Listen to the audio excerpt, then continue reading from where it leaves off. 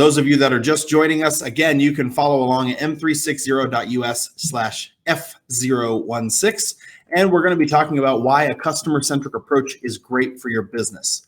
So let's move on here. We're going to talk about the 7 pillars of a customer-centric business. Now, the American Marketing Association identifies these 7 pillars of a customer-centric business model as experience, loyalty, communication, product and service assortment, promotions, pricing, and feedback.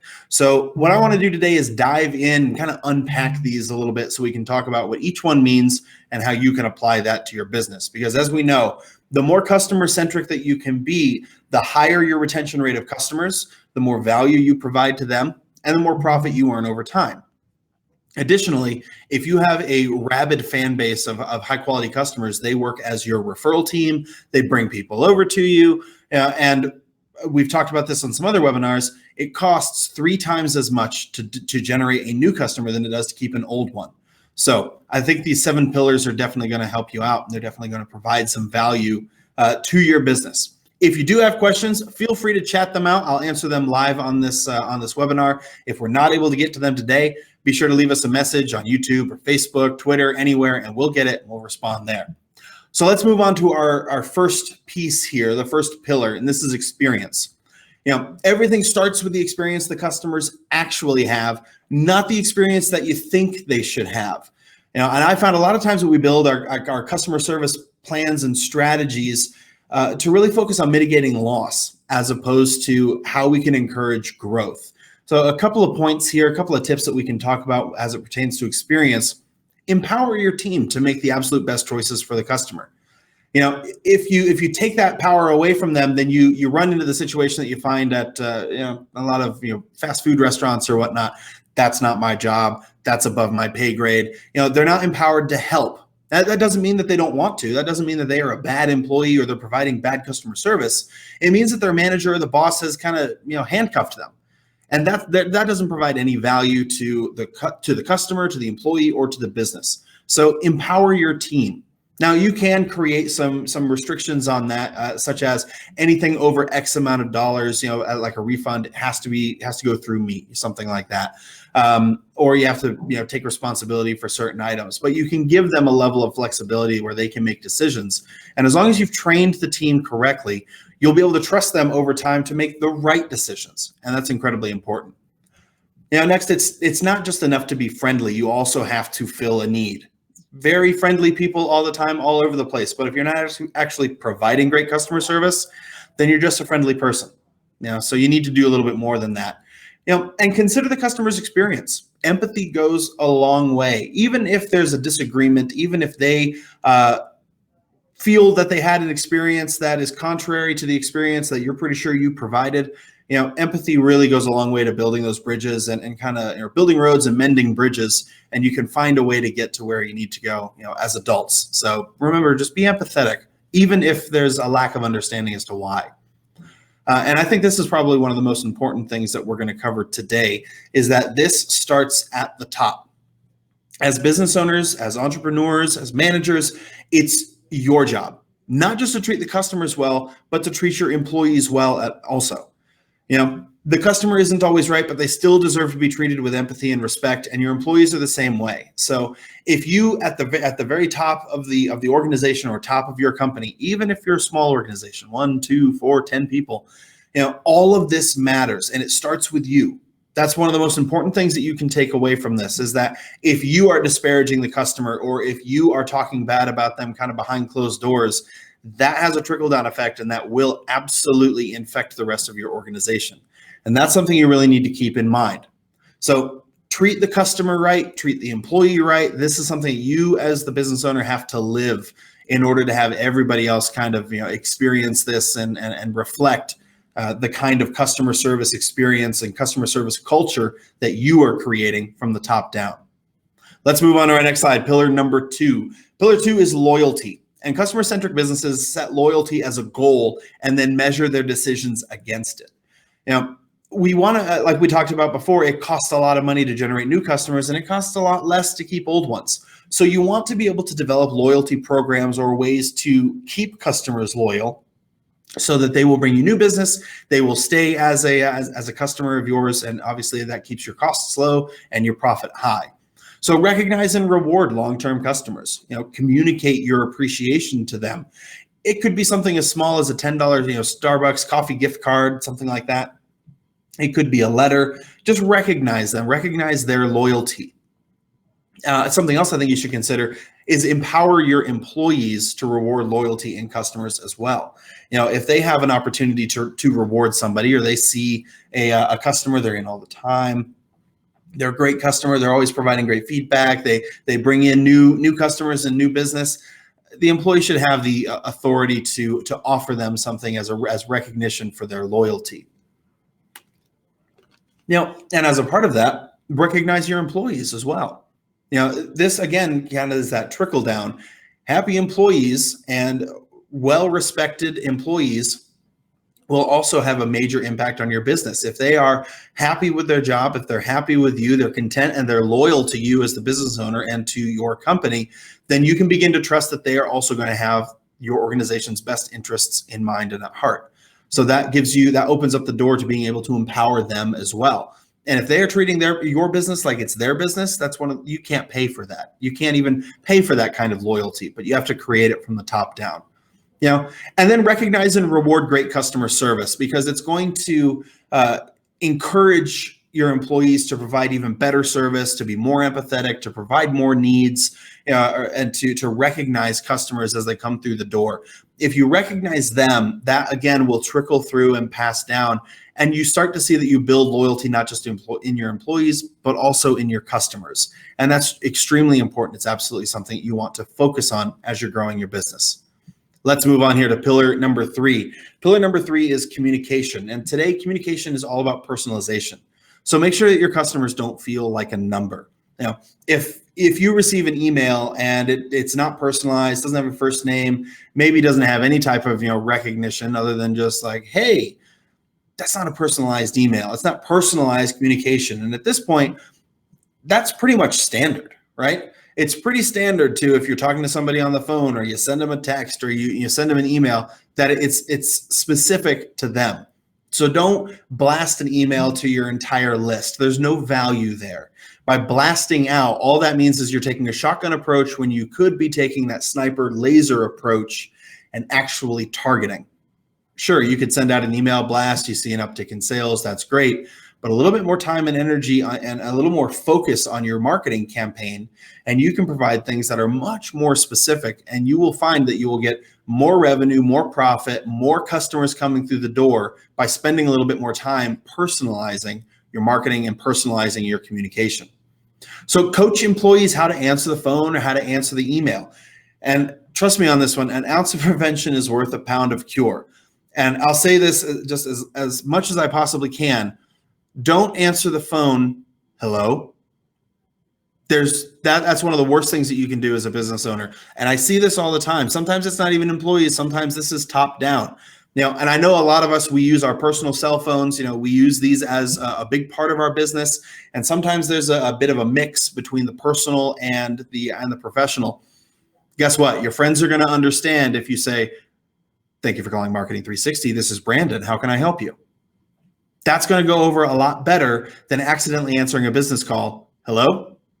There's no value there. So make sure that you're doing that. Coach your employees on how to do that. And same with emails. Be respectful. Make sure you're using email signatures.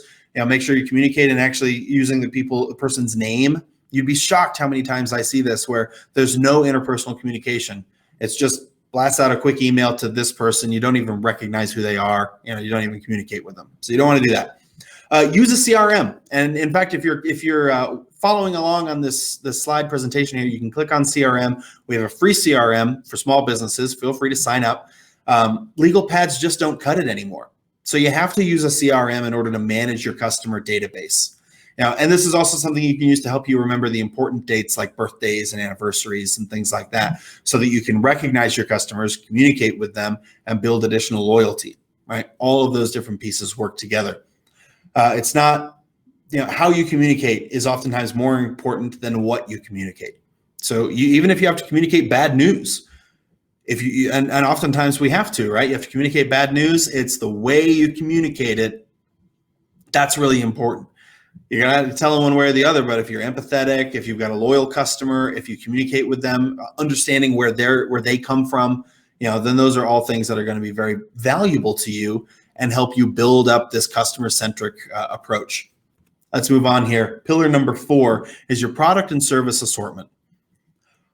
Offer the products and the services that your customers actually need, not just the ones that you think that they need. And there's I've found here that there's a lot of pride of ownership, right?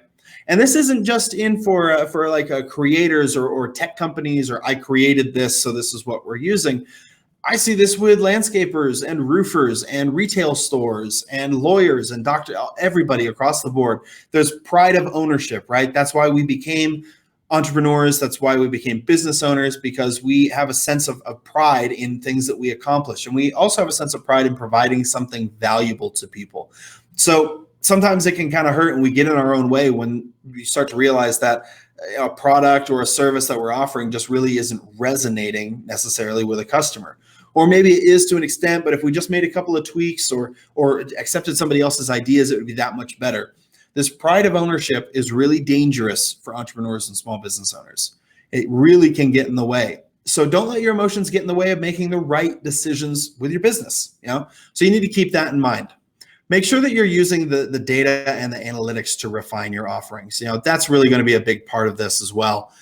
If you're using data and you're not just doing everything based off of how you feel, honestly, that's one of the most dangerous things you can do, because you feel one way in the morning and you feel one way at night. That's something to pay attention to. Keep an eye on the market also. If another business, this is a great value. If another business isn't offering the service that customers want, or they're just not doing it really well, step in, take over, buy them out, run them out of business. Start offering the same service. Whatever you need to do. Anything like that is a great opportunity to jump into a market that's the same as yours or complementary as yours, and then you can grow your business even further. All right, keep that in mind, because there's going to be a lot of value there. If you start to recognize what customers are looking for and you see that it's not being provided either by yourself or anyone else in the area, or it's not being provided well, that's a great opportunity to kind of set the standard and take over that market. Let's move on here to pillar number 5. Now, I know we're moving pretty quickly through these. I want to make sure this is a lot of information. I want to provide it all to you. You can go back through these slides again as well. Those slides, again, if you need that address, is m360.us/F016. And also, if you have live questions, please be sure to chat them out. I'll answer those questions as they come in. And if we can't get to them today, please get a hold of us anywhere on social media, and I'll be sure to answer those questions as we get them. All right, so pillar number 5 is promotions. Now, this is going to hit home for a lot of people, and it's going to hit home for some industries specifically. Don't forget your current customers when you're marketing your products and services. Now, why is that? And why do I think that this is going to be something that will impact certain industries? Well, let's talk really quickly about cell phones, right? I think every single person who's watching this webinar, either live or later on, we've all experienced this. You go, it's time to get a new cell phone. You need to replace it. You want to do something else. You've been with the company for years, and the cell phone is free with a 2-year plan, or it's free with a service plan or something like that. Fantastic. I will take a free cell phone because I've been a customer for so long. Well, you don't qualify for the free cell phone because you're a current customer. That cell phone is $559 for you. Nothing will turn me off on a business faster than something like that. Gyms and fitness organizations, you kind of run into this situation as well. A lot of times you offer $29.99 a month for your first year. Okay, that's great. And then after the first year, it goes to $49 or $59 or whatever you're charging. So you use the intro promotion to get people through the door, and then you go up to your regular price. Well, the problem is sometimes later on down the road, you change it. First 3 months are free. And then it's $29.99 for 12 months, something like that. And you never offer your current customers an opportunity to get in on these promotions. Now, I'm not saying that you have to offer the exact same thing, nor am I saying that you have to give away revenue or give away something for free in order to keep people around. Now, that being said, I know a company out here, a real estate company that does rentals. And they've realized that it's a lot more expensive to get people to come in and rent because they got to clean out the house, they got to do all the move in, they got to show. They could go a month or two without having anybody rent it or anything like that. So December rent is free. They don't charge for December rent. One, that's great around the holidays. It's great for families. It's a little bit of extra income. It's giving back. Guess what? You can't get people to move out of their properties. You can't get them to leave. And it doesn't matter. They didn't do anything like, you get it in your first year. No, you could be there for 7 years. And every December is free rent for everybody across the board, new or old. And they found that for them, their revenue just continues to increase because they never really have to look for more people.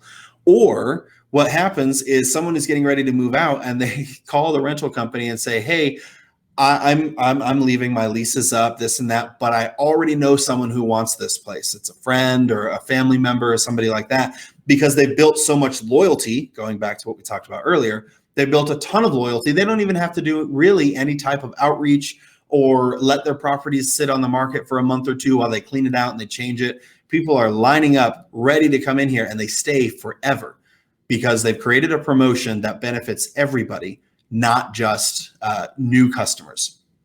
So definitely something to consider. Empower your employees also to honor requests made by current customers. There's nothing more frustrating than a current client feeling ignored or marginalized by the business, by the company they do business with. Also keep your current customers updated on any new price plans or ways that they can save money. That builds that loyalty as well. And be sure to honor your promotions also. I've experienced this in the past where you say one thing and do another, and it seems to infect some smaller businesses and kind of a mindset there of, as long as they come through my door, that's all I care about. Sometimes you have to give up short-term profit for long-term customer satisfaction and long-term profit. Remember, it costs 3 times as much to gain a new customer than it does to keep a current one. So you want to keep that in mind. Let's move on. We're going to pillar number 6 here, pricing. Now, you don't always have to compete on price, but you do always have to compete on value. And this is difficult sometimes to wrap your head around. Price, value, what you value is different than what I value. What I think is expensive is different than what you think is expensive, right? And this changes for everybody, and it changes based on need. It changes based on experience, based on education, based on want, based on timing. It changes constantly. A week ago, the customer, your price was too expensive. This week, the price is perfect. Maybe their need changed. It moved from being a want to being a need. It moved from, I'm in between paychecks and I just got to wait to get paid, and now they got paid, or maybe a bonus came through, something like that. Things change constantly. So if you're in the kind of business where you need to follow up with customers, you have a long tail sales cycle, keep that in mind. This isn't about price. It's always about value. Now, the customer may say it's about price, but it's not. It's not about price. If someone was like, hey, I need you to give me $1,000, immediately right off the bat, $1,000 seems like, whoa, what do you need $1,000 for? There's no way. There's nothing you can offer me that I'm just going to give you $1,000 for. Well, if you give me $1,000, I'll give you 2.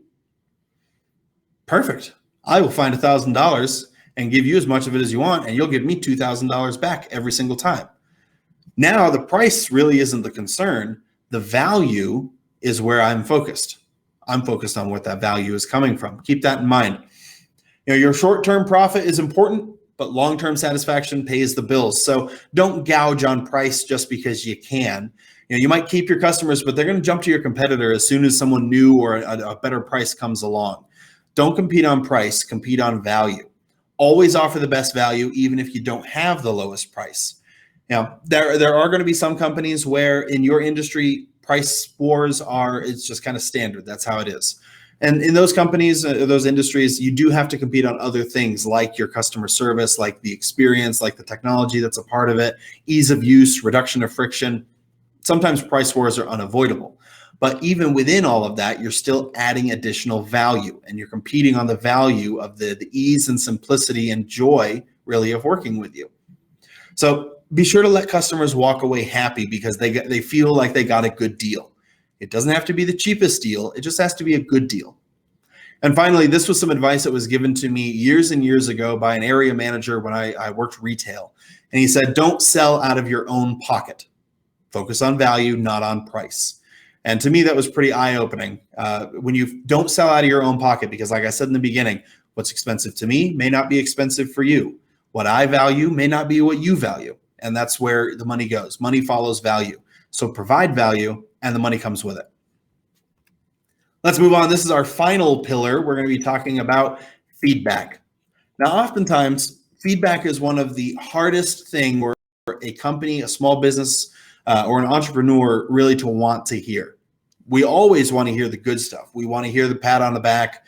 You know, we want to hear our ad playing when we're watching YouTube. We want to see our ads when we're scrolling around the internet or anything like that. We love the good stuff, but we don't want any of the bad. And customer-centric companies always seek feedback, regardless of if it's good or bad. And you need to pay attention to this because it can change the way you do business. By listening to opinions and reviews and making the changes that you need to make, you become a stronger organization.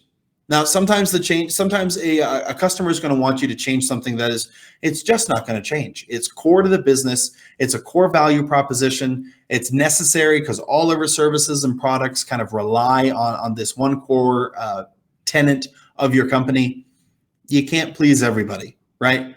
That's why there are millions and millions of businesses in the US alone, because not one single business can provide for the needs of every single person. Not any one business can provide for and meet the expectations of every single person. And you don't have to either.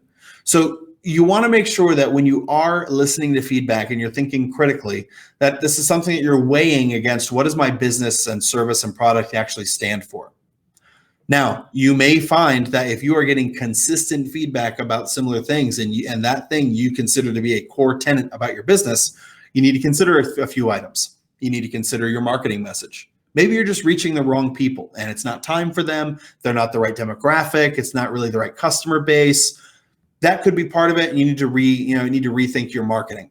If you need help with that, you can reach us at marketing360.com. We'd be happy to talk to you about it. We'll happily look at your marketing plan and give you some advice. You can reach us on social media also. We'll communicate with you there. Or there really could be something flawed in the way that you're doing business that is not what customers expect, want, or desire. And in that situation, you do legitimately have to take a step back. You need to, step back there, take a look at what's going on, take a look at your business, and then find out how you can address that. If it's something you need to change or if it's something that you're going to accept and move forward.